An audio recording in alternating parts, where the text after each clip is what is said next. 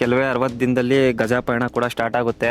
Regular ಆಗಿ ನಮ್ಮ captain Abhimanyu ಅವನೇ ಕ್ಯಾಪ್ಟನ್ ಆಗಿರ್ತಾನೆ ಈ ಸತಿ ನಮ್ಮ ಗಜಪಡೆಗಳಿಗೆ.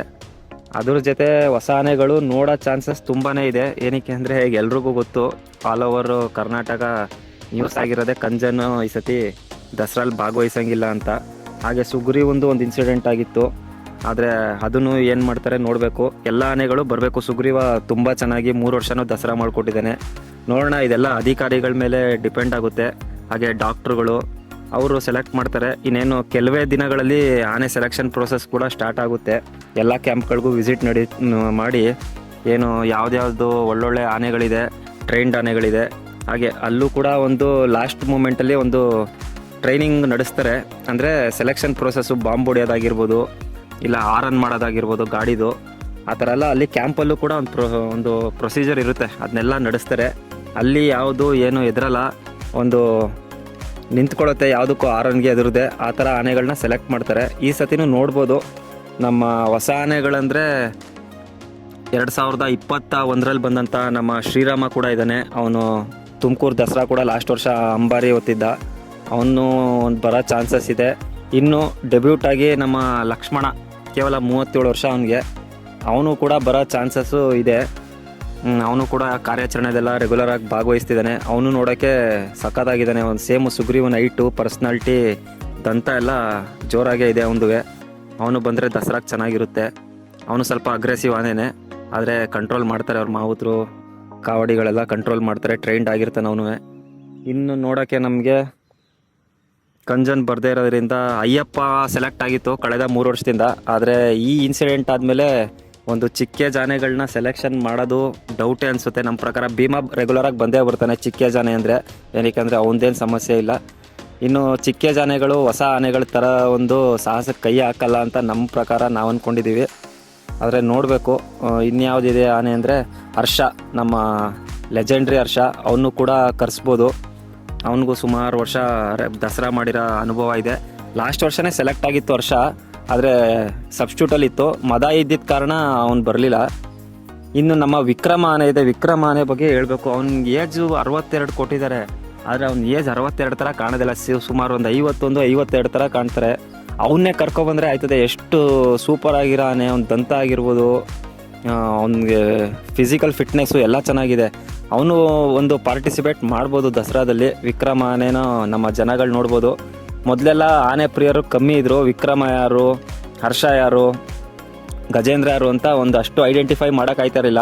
ಆದರೆ ಈಗ ಸೋಷಿಯಲ್ ಮೀಡಿಯಾ ಇಷ್ಟು ಫಾಸ್ಟ್ ಇರೋದ್ರಿಂದ ಪ್ರತಿ ಒಂದು ಆನೆನೂ ಅಟ್ಲೀಸ್ಟ್ 60% ಜನ ಐಡೆಂಟಿಫೈ ಮಾಡ್ತಾರೆ ಅಂತ ನನ್ನ ನಂಬಿಕೆ. ಪ್ರತಿಯೊಬ್ಬರು ಕಮೆಂಟ್ ಹಾಕೋದು ನೋಡ್ಬೋದು ಸೋಷಿಯಲ್ ಮೀಡಿಯಾದಲ್ಲಿ. ಅವರೇ ಒಂದು ಅದು ಆನೆ ಬಗ್ಗೆ ಕಮೆಂಟ್ ಮಾಡ್ತಾರೆ. ಫುಲ್ ಖುಷಿ ವಿಚಾರ. ಮೊದಲೆಲ್ಲ ಆನೆ ಬಗ್ಗೆ ಯಾರಿಗೂ ಗೊತ್ತೇ ಇರಲಿಲ್ಲ. ಈಗ ಪ್ರತಿಯೊಬ್ಬರು ಅವರೇ ಒಂದು ಕಮೆಂಟ್ ಮಾಡಿ ಖುಷಿ ವ್ಯಕ್ತಪಡಿಸ್ತಾರೆ. ಈ ಆನೆ ಈ ಥರ ಕೆಲಸ ಮಾಡಿದೆ, ಈ ಥರ ಎಲ್ಲ ಒಂದು ಸಾಧನೆ ಮಾಡಿದೆ ಅಂತ ಅವರೇ ಹೇಳ್ತಾರೆ. ಅದಕ್ಕೆ ಬೇಕಾಗಿರೋದು ನಮಗೆ ಇಷ್ಟು ವರ್ಷ ಸೋಷಿಯಲ್ ಮೀಡಿಯಾದಲ್ಲಿ ಆನೆ ಬಗ್ಗೆ ಒಂದು ಡಾಕ್ಯುಮೆಂಟ್ರಿ ಮಾಡಿದ್ದಕ್ಕೂ ನೋಡಿ ಈಗ ಜನಗಳೇ ಒಂದು ಗುರುತಿಸೋ ಸ್ಟೇಜಲ್ಲಿದ್ದಾರೆ. ನಮ್ಮ ಗಜೇಂದ್ರ, ಅವನಿಗೊಂದು 67 ವರ್ಷ ಆಯಿತು. ಅವನು ಕರ್ಕೊಂಬರೋದು ಡೌಟು. ಇನ್ನು ನಮ್ಮ ಕ್ಯಾಂಪಲ್ಲಿ ಸುಮಾರು ಜನ ಕೇಳ್ತಾರೆ ಮಾಸ್ತಿ ಆನೆ ಬರಬೇಕು, ಆಮೇಲೆ ಸಾರಥಿ ಆನೆ ಬರಬೇಕು, ನಮ್ಮ ರಾಜನ್ ಬರಬೇಕು, ಅಂದರೆ ಸೀಗೆಗುಡ್ಡ ಅದ್ರ ಹೆಸರು, ಈ ಥರ ಆನೆಗಳೆಲ್ಲ ಬರಬೇಕು ಅಂತ. ಆದರೆ ಅದೆಲ್ಲ ಇನ್ನೂ ಏನಂದರೆ ಕಾರ್ಯಾಚರಣೆ ಮಾಡಬೇಕು. ಸುಮಾರು ಒಂದು 10 ಕಾರ್ಯಾಚರಣೆಗೆ ಹೋಗಬೇಕು. ಅಲ್ಲಿ ಪಳಗಬೇಕು. ಅಲ್ಲಿ ಯಾವುದೇ ಶಬ್ದಕ್ಕೆ ಎದುರಬಾರ್ದು. ಕಾಡಾನೆ ಸೆರೆ ಕಾರ್ಯಾಚರಣೆ ಆಗಿರ್ಬೋದು, ಹುಲಿ ಕಾರ್ಯಾಚರಣೆ, ಲಾರಿ ಎತ್ತ ಟ್ರೈನಿಂಗು, ಪ್ರತಿ ಒಂದರಲ್ಲೂ ಯಾವಾಗ ಅದು ಪರ್ಫೆಕ್ಟ್ ಆಗುತ್ತೆ ಆವಾಗ ಅದನ್ನು ದಸರಾ ಕರ್ಕೊಂಬರ್ತಾರೆ.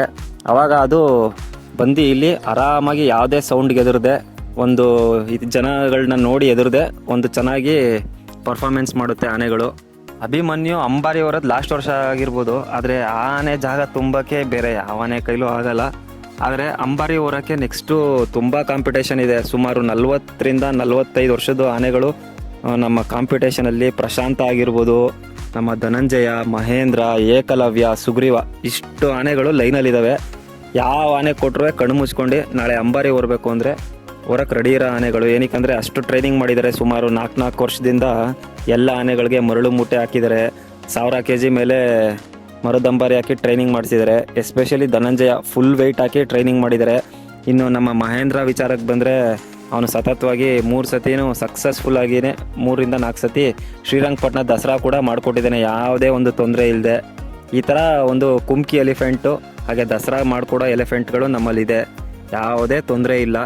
ಆದರೆ ಇನ್ನೂ ಚಿಕ್ಕ ಆನೆಗಳು ಅಂದರೆ ಇನ್ ಫ್ಯೂಚರ್ಗೆ ನಮ್ಮ ಭೀಮಾ ನೋಡಿ, ಇವಾಗ ಆಲ್ರೆಡಿ 25 ವರ್ಷ ಕಂಜನ್, ಅದಕ್ಕೂ ಏನೋ ಜನಗಳು ಅದ್ರ ಫ್ಯಾನ್ಸ್ಗಳು ಬೇಜಾರು ಮಾಡ್ಕೊಳ್ಳೋ ಅವಶ್ಯಕತೆ ಏನಿಲ್ಲ. ಏನಕ್ಕೆ 25 ವರ್ಷದ ಆನೆ ಇನ್ನೂ 10 ವರ್ಷ ಆದಮೇಲೆ ದಸರಾಗೆ ಬರ್ಬೋದು, ಅದು ಬಂದೇ ಬರುತ್ತೆ, ಏನು ತೊಂದರೆ ಇಲ್ಲ. ಅದು ಇನ್ನು ಅದೇನೇನು ಇದು ಮಾಡಿಲ್ಲ, ಗಡೀಪಾರು ಮಾಡಿ ಅಂತ ಏನು ಹೇಳಿಲ್ಲ ಅವರು. ಜನಗಳ ಮುಂದೆ ತಂದು ನೋಡಬಾರ್ದು ಅಂತ ಒಂದು SOP ಮಾಡಿರೋದಷ್ಟೇ. ಅದು ಮುಂದಿನ ದಿನಗಳಲ್ಲಿ ಬರುತ್ತೆ, ಏನು ನಮ್ಮ ದಸರಾಗೆ ಬಂದೇ ಬರುತ್ತೆ.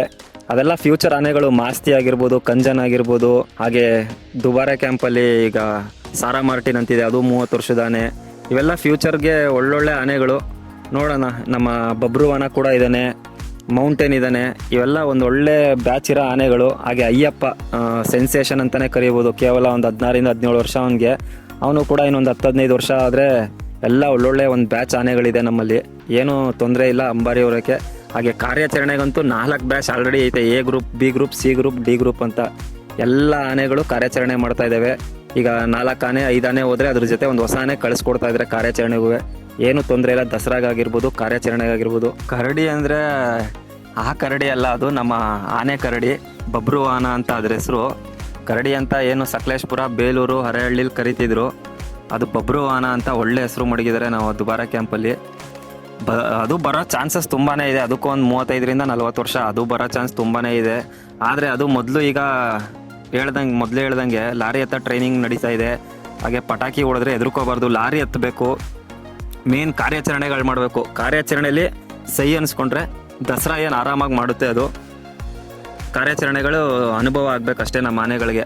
ಅದೂ ಬರ್ಬೋದು. ಆದರೆ ಸೋಷಿಯಲ್ ಮೀಡಿಯಾದಲ್ಲಿ ಕರಡಿ ಬಬ್ರುವಾನ ಇದ್ದಷ್ಟು ಫ್ಯಾನ್ ಬೇಸು ಬೇರೆ ಯಾವ ಇದರಲ್ಲೂ ಇರಲಿಲ್ಲ. ಏನಕ್ಕೆ ಅಂದರೆ ಅದು ಕ್ಯಾಪ್ಟನ್ ಜೊತೆ ಫೈಟ್ ಆಡಿತ್ತು, ಎಲ್ಲ ವೈರಲ್ ಆಗಿತ್ತು. ಆಮೇಲೆ ಒಬ್ಬ ರೈತರಿಗೆ ಅಡಿಕೆ ತೋಟದಲ್ಲಿ ಅಟ್ಟಾಡಿಸ್ಬಿಟ್ಟಿತ್ತು, ಅದೆಲ್ಲ ವೈರಲ್ ಆಗಿ. ಕರಡಿ ಅಂದರೆ ಅಲ್ಲಿ ಸಕಲೇಶ್ಪುರ, ಹರಹಳ್ಳಿ ಭಾಗದಲ್ಲಿ ತುಂಬ ಫೇಮಸ್ಸು, ಅಷ್ಟು ಒಂದು ಕ್ರೇಜ್ ಇರೋ ಆನೆ.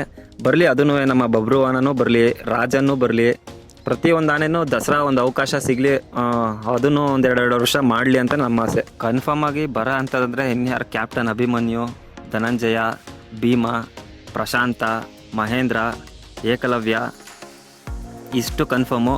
ಇನ್ನು ಈ ಸತಿ ಹೊಸ ಹೆಣ್ಣಾನೆಗಳನ್ನೂ ನೋಡ್ಬೋದು ನಾವು.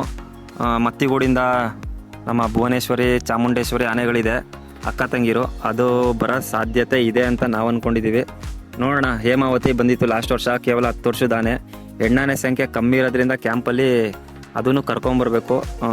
4-5 ಹೆಣ್ಣಾನೆನೂ ಕರ್ಕೊಂಬರ್ತಾರೆ ನಮ್ಮ ದಸರಾಗೆ. ನೋಡೋಣ, ಅದು ಬರ್ಬೋದು. ಹೊಸ ಆನೆಗಳು ಬರೋ ಚಾನ್ಸಸ್ ಇದೆ ಹೆಣ್ಣಾನೆಗಳಲ್ಲೂ.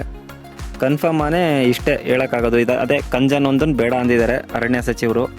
ಅದು ಬಿಟ್ಟು ಬೇರೆಲ್ಲ ರೆಗ್ಯುಲರ್, ಯಾವುದೂ ರಿಸ್ಕ್ ತೊಗೊಳ್ಳಲ್ಲ. ನಮ್ಮ ಗೋಪಿ ಇದೆ ನೋಡಿ, ನೌಫತ್ ಆನೆ, ಅವನು ಕೂಡ ರೆಗ್ಯುಲರ್ ಬಂದೇ ಬರ್ತಾನೆ, ಏನು ತೊಂದರೆ ಇಲ್ಲ. ಗಜೇಂದ್ರ ಈಗ ಆಲ್ರೆಡಿ 67 ವರ್ಷ. ನಮ್ಮ ಪ್ರಕಾರ ಅದು ರೆಸ್ಟ್ ಕೊಟ್ರೇ ಒಳ್ಳೆಯದು, ಕ್ಯಾಂಪಲ್ಲಿ ಆರಾಮಾಗಿರಲಿ. ಏನಕ್ಕೆ ಅಂದರೆ ಮತ್ತಿಗೂಡಿಂದನೇ 4 ಆನೆ, ಶ್ರೀಕಂಠ ಆಗಿರ್ಬೋದು, ಅಭಿಮನ್ಯು, ಭೀಮಾ, ಎಲ್ಲ ಆನೆ ಬಂದರೆ ಖಾಲಿ ಇರ್ತದೆ. ಒಂದು ಲೆಜೆಂಡ್ರಿ ಆನೆ ಇರಬೇಕು ಕ್ಯಾಂಪಲ್ಲಿ, ಅದೇನು ಥರ ಚಾನ್ಸಸ್ ಇಲ್ಲ. ಅದನ್ನ ಆರಾಮಾಗಿ ಕ್ಯಾಂಪಲ್ಲಿ ರೆಸ್ಟ್ ಮಾಡ್ತಾರೆ. ಏನು ನಮ್ಮ ಟೂರಿಸ್ಟ್ ಬರ್ತಾರೆ, ಅಲ್ಲೇ ಗಜೇಂದ್ರ ನೋಡ್ಕೊಂಡಿರ್ತಾರೆ. ಇಲ್ಲಿ ಬಂದು ಪಾಪ ಅದಕ್ಕೆ ಡೈಲಿ 2 ಸತಿ ವಾಕಿಂಗು ಇಲ್ಲೆಲ್ಲ ಮಾಡಿಸೋದು ಏನು ಬೇಡ ಅಂತ ನಮ್ಮ ಒಂದು ಆಸೆ. ಆರಾಮಾಗಿ ಅದು ಕ್ಯಾಂಪಲ್ಲೇ ಇರಲಿ ಅಂತ ನಮ್ಮ ಆಸೆ. Okay sir, thank you.